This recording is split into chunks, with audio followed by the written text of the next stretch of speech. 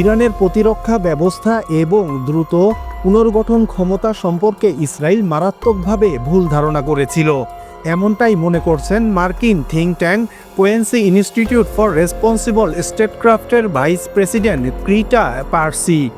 সিএনএনকে দেওয়া এক সাক্ষাৎকারে পার্সি বলেন, ইসরায়েল মনে করেছিল ইরানের সামরিক নেতৃত্বকে লক্ষ্য করে হামলা চালিয়ে তারা তেহরানের কমান্ড ও নিয়ন্ত্রণ ব্যবস্থাকে সম্পূর্ণভাবে ভেঙে দিয়েছে।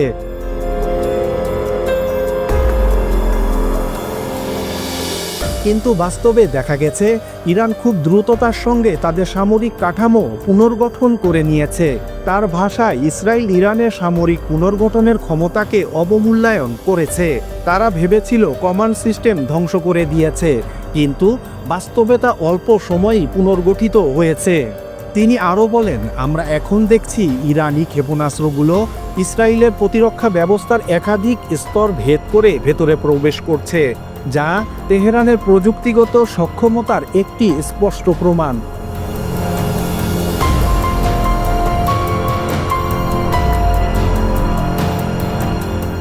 উল্লেখ্য, গত 13 জুন ভোররাতে অপারেশন রাইজিং লায়ন নামে ইরানে হামলা শুরু করে ইসরায়েল।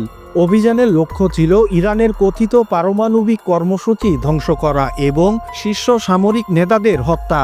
এই হামলায় ইরানের বেশ কিছু উচ্চপদস্থ সামরিক কর্মকর্তা নিহত হন। তবে ইরান দ্রুতই জবাব দেয়।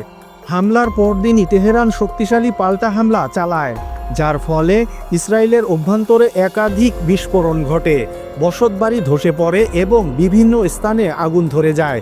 এই পাল্টাপাল্টি হামলায় দুই দেশেই শত শত মানুষ নিহত ও আহত হয়েছে।